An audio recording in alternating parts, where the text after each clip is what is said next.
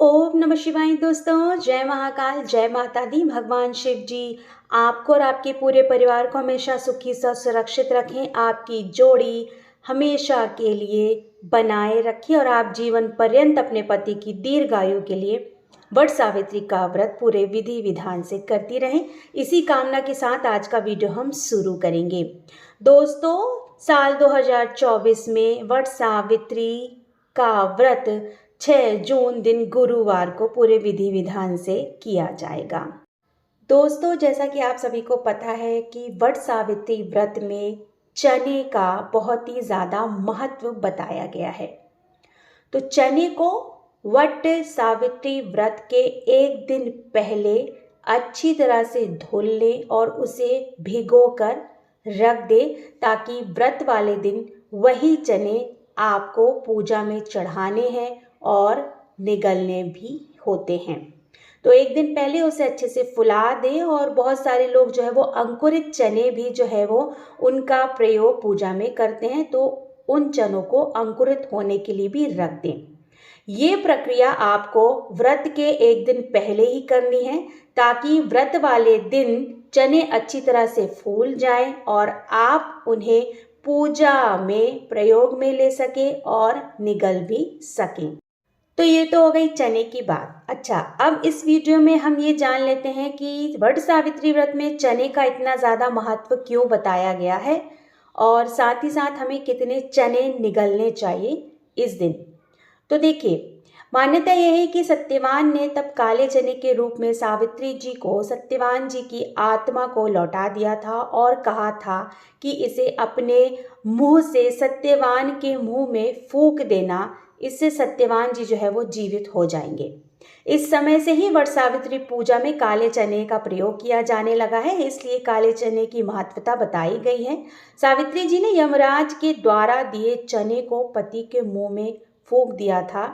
कहने का तात्पर्य यह है कि जो सत्यवान जी के प्राण थे वो चने के ही रूप में यमराज ने सत्यवती जी को वापस किए थे, इसलिए इस व्रत में चने की इतनी महत्वता बताई गई है। इसलिए इस दिन जो है वो चने को व्रती महिलाएं चबाती नहीं है, गटकती हैं, निगलती हैं। धोखे से भी ये गलती मत करिएगा कि चने को चबा लिया, क्योंकि जिनका कब पहला व्रत होता है ना, उनको ज़्यादा जानकारी नहीं होती है, तो जानकारी का अभाव होता है, तो उनके लिए मैं यहाँ पर स्पष्ट कर देती हूँ कि चने को आपको चबाना नहीं है, चने को आपको गटकना है, निगलना है मीठे पानी के साथ। पानी में थोड़ी सी चीनी को घोल लेते हैं हमारे यहाँ, और इसी मीठे पानी को, और एक तरह से इसे शरबत भी कह सकते हैं, इसी मीठे पानी से चने को हमारे यहाँ निगला जाता है। तो आप अपने घर के नियम परंपरा रीति रिवाज को ध्यान में रखते हो, अगर आपके यहाँ भी मीठा पानी बनाया जाता है और इसी मीठे पानी से चने जो है वो निगले जाते हैं, गटके जाते हैं, तो आप भी मीठे पानी से जो है वो चने को निगलेंगी, गटकेंगी, चबा के नहीं खाना है। इस बात का आपको विशेष ध्यान रखना है। अब बात कर लेते हैं कि हमें कितने चने जो है वो गटकने होते हैं, निगलने होते हैं। देखिए, महीने यहाँ पर जो है वो महत्व रखते हैं। साल भर में 12 महीने होते हैं, जनवरी, फरवरी, मार्च, अप्रैल, मई, जून, जुलाई, इस तरह से ये जो इंग्लिश कैलेंडर है, इस तरह से जो महीने होते हैं पूरे 12 महीने होते हैं। और हम अपने हिंदू कैलेंडर के हिसाब से भी देखें तो चैत्र, बैसाख, आषाढ़, इस तरह से जो है वो 12 महीने होते हैं ना। तो 12 महीनों के 12 चने हो गए और एक वट का फल हो गया, जो हमें चने के साथ ही निगलना होता है। ठीक है, तो महीने के हिसाब से 12 चने हो गए और एक वट वृक्ष का फल हो गया। ये बहुत बड़ा नहीं होता है, इसे छीलकर इसकी परत निकालकर इसे निगला जाता है, गटका जाता है। तो आप 12 चने और एक वट वृक्ष का फल, जिस तरह से मैं यहाँ पर आपको स्क्रीन में दिखा रही हूँ, ऐसा ही फल मिलता है।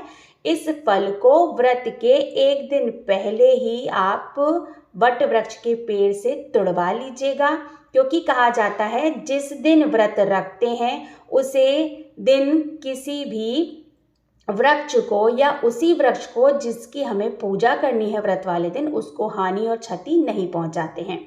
तो इस वट वृक्ष के फल का आप एक दिन पहले से ही जो है वो इंतजाम कर लीजिएगा, अपने घर में तुड़वा कर मंगवा लीजिएगा।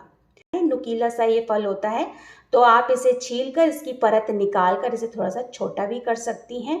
और अगर आपसे ऐसे ही साजे साजे जो है वो गटका जा सकता है, निगल सकती हैं, तो बहुत अच्छी बात है, आप इसकी एक परत निकाल कर जो है वो सिर्फ इसे गटक सकती हैं। तो 12 चने का महत्व बताया गया है और एक वट वृक्ष के फल का महत्व बताया गया है। तो कुल मिलाकर हमें 13 चीज़ें जो है वो गटकनी होती हैं। और ये जो वट वृक्ष का फल होता है, ये जो मतलब 13 इसे गिनती में लिया जाता है, ये होता है अकाल मृत्यु से बचाने के लिए जो है वो गटका जाता है। यानी हर महीने के 12 चने हो गए और अकाल मृत्यु से बचने के लिए वट वृक्ष का फल जो है वो गटका जाता है। ठीक है दोस्तों, तो यहाँ पर मैंने आपको बता दिया है कि 12 चने गटकने हैं और एक वट वृक्ष के फल को इसी चनों के साथ जो है वो हमको गटकना है।